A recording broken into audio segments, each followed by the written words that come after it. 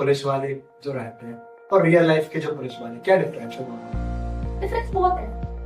हमको लगता है हमने ये किया पर हम इसमें सक्सेस नहीं हो पाए, तो ऐसा नहीं है ना कि मतलब आप उसमें सक्सेस नहीं हो पाए तो क्या आप यूथ के लिए कि कर्म की इस भूमि पर श्रम सभी को करना पड़ता है, भगवान सिर्फ लकीरें देता है, रंग हमें भरना पड़ता है। तो आप सबका स्वागत है हमारे चैनल अनटोल्ड स्टोरी पॉडकास्ट के सेकंड एपिसोड में। तो आज हमारे बीच है बहुत ही खास मेहमान जो कि नरसिंहपुर जिले के चौथेसर चौकी में पोस्टेड है एसआई के रूप में।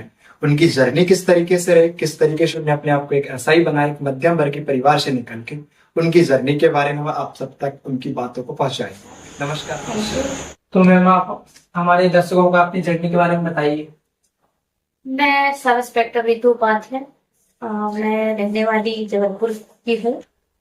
मेरी जो प्रारंभिक पढ़ाई है, कॉलेजिंग है, सब जबलपुर से हुआ है और जबलपुर में तैयारी करी। वही है कि मैंने अपनी सब इंस्पेक्टर की तैयारी की और तैयारी करते ही ऐसा कुछ एम कुछ था नहीं, बस पढ़ना है। जैसे एक सामान्य परिवार की जो लड़की होती है जैसे लाइफ थी मेरी। मेरे पिताजी पॉलिटेक्निक कॉलेज में थे लैब अटेंडेंट, माता जी हमारी घरेलू गृहिणी होती है, वही काम होते। हम लोग दो बहन एक भाई हैं। एग्जाम देते रहे और बहुत सारे एग्जाम निकले भी, कहीं कोई रजिस्टर्ड पोस्ट भी हमारे हिस्से में आई, पर अब जो था तो मिला। तो फिर तैयारी करते रहे। सबसे पहले मेरा जो एग्जाम निकला था वो सब इंस्पेक्टर था। मैम ये नाइट में स्टडी और दिन में जॉब कैसे मैनेज किया आपने? दोनों का मैनेज हो जाता है, करना जो चाहता है ना वो सब कर लेता है, मेरा ऐसा मानना। मतलब ऐसा था मेरा कि मैं सुबह मतलब रात में जैसे 9 बजे से मैं पढ़ने में, केबीसी आता था पहले, अभी भी आता है, अभी भी आता। तो केबीसी देखा, उसके बाद में पढ़ने बैठती थी। पढ़ने बैठे तो मतलब सुबह के 4 मोस्टली मेरी आदत थी, मैं लाइट जला के सोती थी। मतलब लाइट जला के ही सोना कि जब भी आंख खुले तो फिर से बैठ जाए। तो सुबह 4 बजे सोए, सुबह 4 बजे से लेके आप फिर हमको उठना है 9 बजे, क्योंकि हमको 10 बजे तक 10:30 11 बजे कॉलेज स्टार्ट बच्चे जाते थे। तो कॉलेज हमको 11 बजे पहुंचना पड़ता है, जहां मैं गैस पकड़ दी। तो 9 मतलब जो 4 बजे आप सोए तो ये ड्यूरेशन चलता है कि 10 बजे मोस्टली उठ ही जाते हैं, तो ये रहता था। और फिर उसके बाद जो 11 बजे से जो घर से निकलते थे, फिर शाम को 4 बजे आते थे। तो बच्चे हमारे जो कॉलेज के बच्चे रहते थे वो मुझे बैठे मिलते थे पढ़ाने के लिए। पहले स्कूल के बच्चे पढ़ते थे 4 से 5 और फिर 5 से 6, 6 से 7, 8 बजे तक मेरे कॉलेज के बच्चे पढ़ते थे। और फिर उसके बाद 8 के बाद फिर मेरा केबीसी चालू होता था और फिर वो देखते थे, फिर पढ़ने लगते थे। तो ये रोज डेली। तो मैंने उनका सिलेक्शन हुआ आपकी पोस्टिंग, सबसे पहले पोस्टिंग आपकी कहाँ और कैसी हुई? मैं 89 बैच की सब इंस्पेक्टर हूँ। 89 बैच दैट इज 2016 बैच। अच्छा। 15-16 बैच था। 16 के बाद 17 में हमको थाना हबीबगंज भोपाल मेरी पहली पोस्टिंग थी। मेट्रो सिटी से मेरी पहली जॉब शुरू हुई। वहां से फिर मेरे को एक बहुत अच्छी अपॉर्चुनिटी मिली कि मुझे गवर्नर मैडम जो थी आनंदीबेन पटेल मैडम, उनके साथ 2 साल मैंने काम किया, उनके साथ रही। देन फिर मैं साइबर में रही 2 साल 1.5 साल। फिर उसके बाद फिर जबलपुर में मेरी पोस्टिंग हुई ग्वारीघाट थाने में, फिर गोटेगांव। मैम जैसे कि देखा जा रहा है कि एक बड़ा बदलाव भारतीय न्याय संहिता में आया है। मैम ये जो बदलाव आया ये क्यों लाया? क्या क्वेश्चन बहुत अच्छा किया आप लोगों ने कि भारतीय दंड संहिता जो पहले थी अब उसकी जगह आ गई है भारतीय न्याय संहिता। ठीक है, इसके चेंजेस इसलिए जरूरी थे क्योंकि बहुत जैसे जैसे अपराध जो टेक्नोलॉजी जो आ गई है नई आज के समय में, उसी के हिसाब से अपराध की जो प्रवृत्ति है वो भी चेंज हो गई है। अपराध करने की जो प्रवृत्ति है, कुछ धारा इसमें ऐड करी गई है।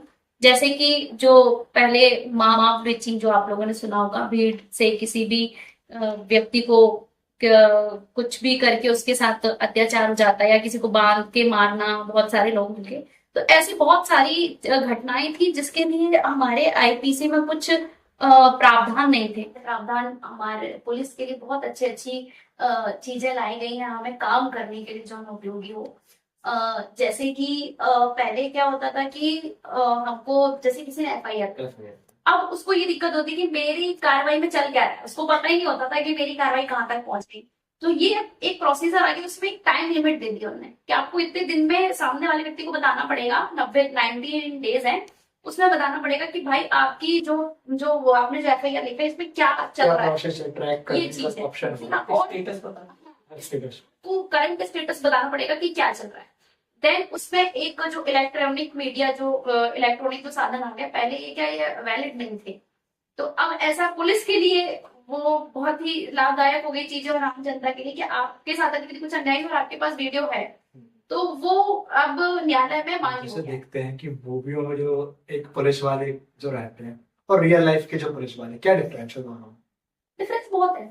वह मूवियों में देख रहे हैं वो एक अकेला कुछ नहीं होता 50 को मारे जा रहा है, लेडी सिंघम लेडी सिंघम सिंघम।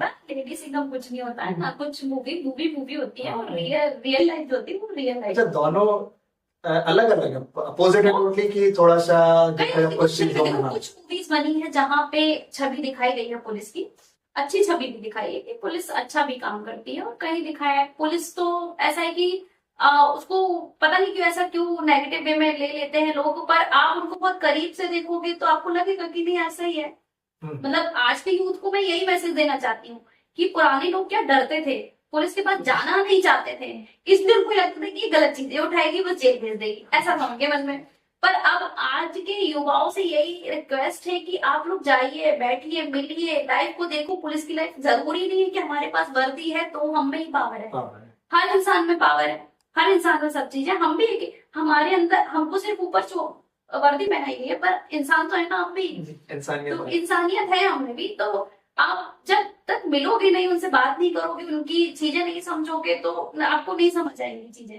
आपको डर जो बैठा दिया गया है शुरू से कि नहीं पुलिस आ गई पुलिस आ गई, पुलिस वो जो पुराना थोड़ा माहौल था और लोग पहले क्या इतना सुविधा नहीं होती थी तो, और कम भी चीजें होती थी, साधन नहीं होते थे, पर अब तो सब साधन है, मोबाइल है, सारी चीजें हैं, तो आप साथ में रहेंगे, बैठेंगे, हमारा सहयोग करेंगे तो आपको भी पुलिस अच्छी लगने लगेगी।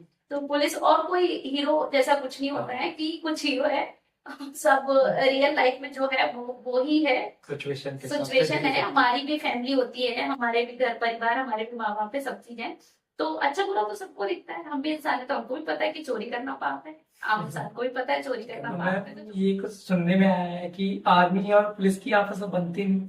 नहीं, ये मिथ है, ये कुछ ये myth है, ये नहीं, बिल्कुल मिथ है, ऐसा कुछ भी नहीं है। मैं बहुत छोटा सा उदाहरण देना चाहूंगी कि आर्मी और पुलिस बहुत अच्छी बॉन्डिंग है। कहते हैं फादर और, जैसे हमारे घर में जो बच्चे होते हैं ना, छोटे काम को माँ संभालती है, छोटे सिचुएशन, छोटी लड़ाइयों को माँ संभाल लेती है, और जो बड़े जो नहीं झेल पाते तो वो पिता संभालते हैं। तो अब वो से घर में बच्चों की लड़ाई तो पुलिस ही संभालेगी, पुलिस माँ है, और पिता काम करता है कि जो बाहर से आओ बेटा हम बताते हैं बाहर की लड़ाई लड़ो तो हम देखेंगे। तो जो सीमा पे जो हमारी आर्मी लगी हुई है वो बाहर से हमारी सुरक्षा करेगी, और अंदरूनी रूप से हम अंदर से आप सुरक्षा आप जो अंदर के लोग जो लड़ रहे हैं उनको मतलब सुरक्षा ही कर रहे हैं, उनको सुधार रहे हैं, सुधार रहे हैं, सुरक्षा कर रहे हैं। आज की जो युवा पीढ़ी है आप उनको क्या मैसेज देना चाहोगे? मैसेज मेरा यही है कि कभी भी डीमोरलाइज कभी मत हो। आजकल देखने में आ रहा है कि लोग बहुत ज्यादा डिप्रेशन में जा रहे हैं, डिप्रेशन में नहीं जाओ, आप बस अपना जो काम कर रहे हो उस पर ट्रस्ट रखो, हम कभी ना कभी तो सक्सेस हो जाएंगे। और जब कभी ऐसा लगता है ना कि काफी बहुत सारे फील है कि हमको लगता है हमने ये किया और पर हम इसमें सक्सेस नहीं हो पाए, तो ऐसा नहीं है ना कि मतलब आप उसमें सक्सेस नहीं हो पाए तो क्या आप सक्सेस आदमी नहीं है, ऐसा नहीं है।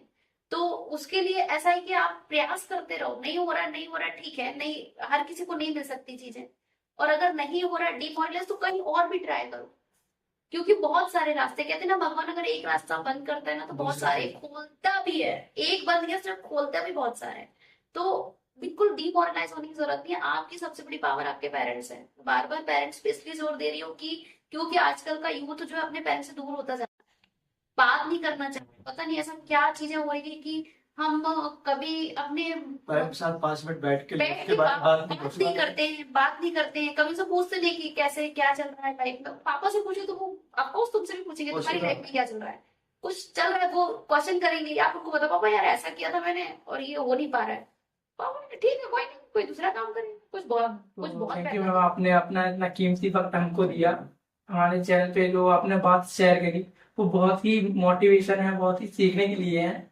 आपका हमारे चैनल में कैसा लगा? मुझे बहुत अच्छा लगा, बहुत सारे जब हम ऐसे चैनलों में तो हमको आने को बहुत कम समय मिलता है, पर अपनी जो पुरानी चीजें हैं, जो अनटोल्ड स्टोरी जो नाम रखा हुआ है बहुत अच्छा है, जो स्टोरी हम किसी से नहीं कह पाते, तो एक प्लेटफॉर्म मिला, और अपनी जो पुरानी जो चीजें कभी बैठ के सोचने का समय नहीं मिल पाता वो याद कर करके बताना कि ऐसा हुआ था ऐसा हुआ था, वो बहुत अच्छा चीजें थी। और यूथ के लिए जो मैसेज मुझे देना था वो है, और छोटी सी बात कह के मैं एक बोलना चाहूंगी यूथ के लिए कि कर्म की इस भूमि पर श्रम सभी को करना पड़ता है, भगवान सिर्फ लकीरें देता है, रंग हमें भरना पड़ता है।